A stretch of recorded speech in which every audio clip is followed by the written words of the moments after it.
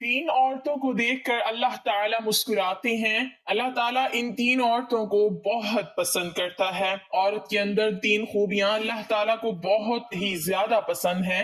جب پوچھا گیا کہ اے ام المومنین، عورتوں کی کون سی خوبیاں ہیں جو اللہ تعالیٰ کو بہت پسند ہیں، تو فرمایا نمبر 1، بسم اللہ الرحمن الرحیم۔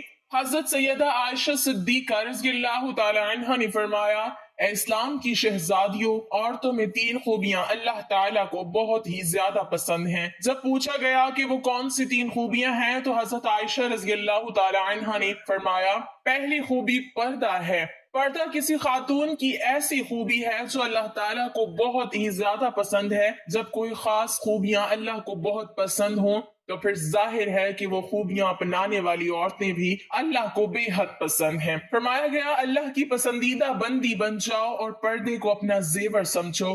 آج کل کی عورتیں کہتی ہیں جی اصل پردہ تو دل کا ہے، بس انسان کا ذہن پاک صاف ہونا چاہیے، صرف دماغ کا صاف ہونا ضروری ہے۔ تو میں کہتی ہوں کہ ذہن جتنا بھی پاک صاف ہو جائے لیکن سیدہ فاطمہ الزہرا رضی اللہ تعالی عنہا سے زیادہ پاک صاف نہیں ہو سکتا۔ پردے کا حکم سیدہ فاطمہ رضی اللہ تعالی عنہا کو بھی دیا گیا تھا۔ جاہلیت قدیمہ کی طرح جاہلیت جدیدہ میں بھی ایک بار پھر بہنوں کی عزت و ناموس پر خطرات کے بادل منڈلا رہے ہیں۔ ان کی عصمتوں سے کھلواڑ کرنے کی کوششیں ہو رہی ہیں، انہیں برہنہ اور نیم برہنہ کر کے سرے بازار رسوا کیا جا رہا ہے، اور ایک منصوبہ بند سازش کے تحت انہیں شمع خانہ کے بجائے چراغ محفل بنایا جا رہا ہے۔ کل تک علماء شراب نوشی، لباس و پوشاک اور رہن سہن کے مغربی ہونے کا شکوہ ہی کرتے رہے کہ اب برقع اور حجاب بھی جدت کی راہ پر چل پڑے ہیں۔ ہمارے ہاں ایک رواج بن چکا ہے کہ اگر خدا نخواستہ کسی گھر میں کوئی فوت کی ہو جائے، کوئی عزیز رشتہ دار یا کوئی قریبی فوت ہو جائے تو اس کی جدائی کا غم ہر چیز پر مسلط ہو جاتا ہے، حتیٰ کہ نماز پر بھی مسلط ہو جاتا ہے، پردے پر بھی مسلط ہو جاتا ہے۔ عورتوں کو اپنے پردے کا خیال نہیں رہتا،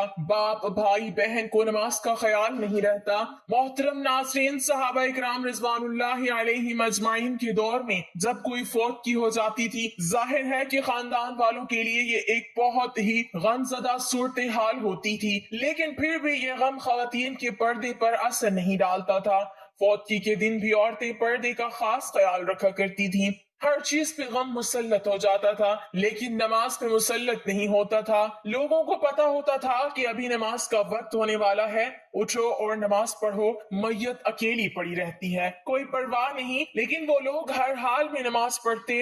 اسلام کی ایک مقدس شہزادی کا واقعہ ہے کہ اس کا ایک ہی بیٹا تھا اور وہ بھی اسلام و کفر کے معرکے میں شہید ہو گیا۔ اب یہ نیک خاتون آپ صلی اللہ علیہ وسلم کے سامنے اس طرح حاضر ہوئی کہ سر سے لے کر پیروں تک پورا وجود پردے میں ڈھکا ہوا تھا۔ صحابہ اکرام رضوان اللہ علیہم اجمعین یہ دیکھ کر حیران رہ گئے کہ اکلوتے جوان بیٹے کی موت کا غم تو بڑے بڑوں کا کلیجہ چھلنی کر دیتا ہے، اور وہ گریہ زاری اور چیخ و پکار پہ اتر آتے ہیں۔ یہ کیسی خاتون ہے کہ اتنے بڑے صدمے کے باوجود مکمل پردے کی حالت میں اور مکمل ہوش و حواس میں ہے، اتنے بڑے صدمے کے باوجود یہ ابھی بھی پردے میں ہے۔ یہ اس دور کی بات ہے جب مشرکین کی عورتیں اپنے جوان بیٹوں کی موت پر نوحہ خوانی کرتی تھی، ماتم کیا کرتی تھی اور بے پردگی کا عالم ہوتا تھا۔ اس نیک خاتون نے جب یہ باتیں سنی کہ یہ کیسی عورت ہے کہ اپنے جوان بیٹے کی موت پر بھی پریشان نہیں اور مکمل پردے میں ہے، تو اس نے کہا،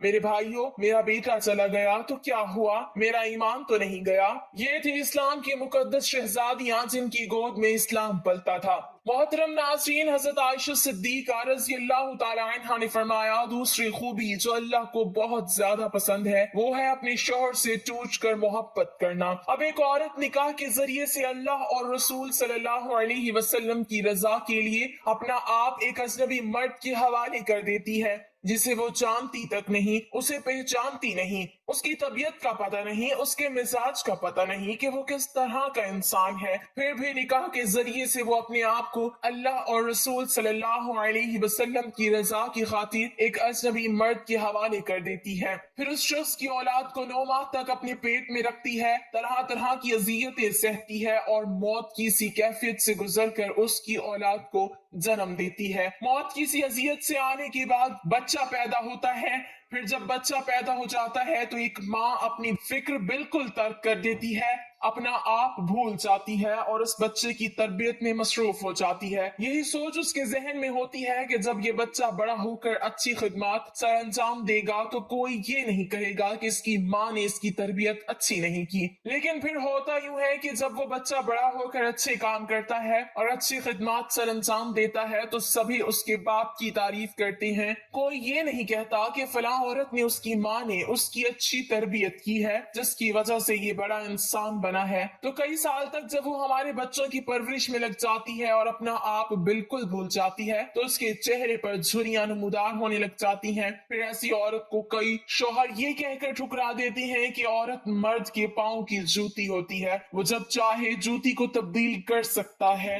اللہ اکبر۔ ایک بزرگ اور نیک انسان کی محفل میں لوگ بیٹھے ہوئے تھے۔ وہاں یہ بات چل رہی تھی کہ ایک مرد کہہ رہا تھا، کیا عورت مرد کی جوتی ہوتی ہے؟ مرد کو جہاں بھی اپنے مناسب سائز کی جوتی نظر آئے تو وہ بدل لے۔ وہاں پر بیٹھے ایک شخص نے اس اللہ والے بزرگ انسان کی جانب رخ کیا اور ان سے دریافت کیا کہ حضرت کیا یہ شخص ٹھیک کہہ رہا ہے؟ تو بزرگ فرمانے لگے کہ اپنی سوچ کے مطابق بالکل ٹھیک کہہ رہا ہے، اور واقعی عورت مرد کے پیروں کی جوتی ہوتی ہے جو خود کو پاؤں کی مانند سمجھتا ہے۔ فرمانے لگے جو خود کو پاؤں جیسا تصور کرتا ہے وہ اپنی بیوی کو پاؤں کی جوتی ہی سمجھتا ہے۔ یہی عورت سر کا تاج بھی تو ہو سکتی ہے، لیکن صرف اس مرد کے لیے جو خود کو بادشاہ کی مانند سمجھتا ہے۔ جب ایک عورت ایک ایسے شخص کے لیے اپنی زندگی قربان کر دیتی ہے جس کی وہ نکاح میں آ جاتی ہے، اس کی خدمت گزاری کرتی ہے، بچے پیدا کرتی ہے اور اس کے بچوں کی تربیت کے دوران اس کے چہرے پر چھریوں کے نشان نمودار ہو جاتے ہیں، لیکن مرد اس بات کو سمجھنے کی بجائے جب یہ دیکھتا ہے کہ یہ عورت پہلے کی طرح خوبصورت نہیں رہی تو وہ دوسری عورت کی جانب مائل ہونے لگتا ہے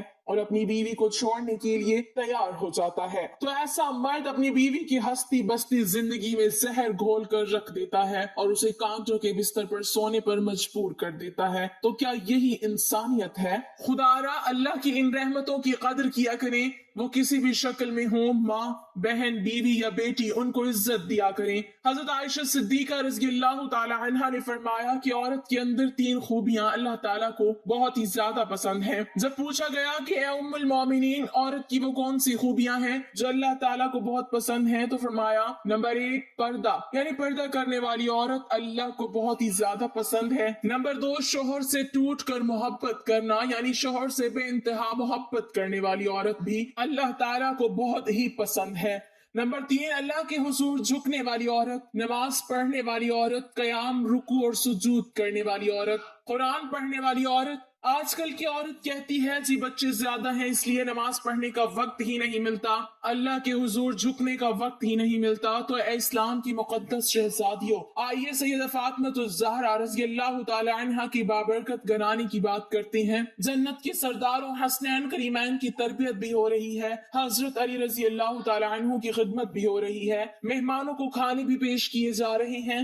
جب رات ہوتی ہے تو سیدہ فاطمہ الزہرا رضی اللہ تعالی عنہا سونے کے لیے بستر بچھانے کی بجائے اللہ کے حضور مصلی بچھا لیتی ہیں، قیام کرتی ہیں، رکوع کرتی ہیں، اور پھر جب سجدے میں جاتی ہیں تو ایک کے بعد دوسرا سجدہ ابھی مکمل نہیں ہوا ہوتا تو صبح ہو جاتی ہے۔ سبحان اللہ۔ اللہ پاک سے دعا ہے کہ ہمیں نیکی کی باتوں پر عمل کرنے کی توفیق عطا فرمائے اور ہمیں باپرد مسلمان بنائے، آمین۔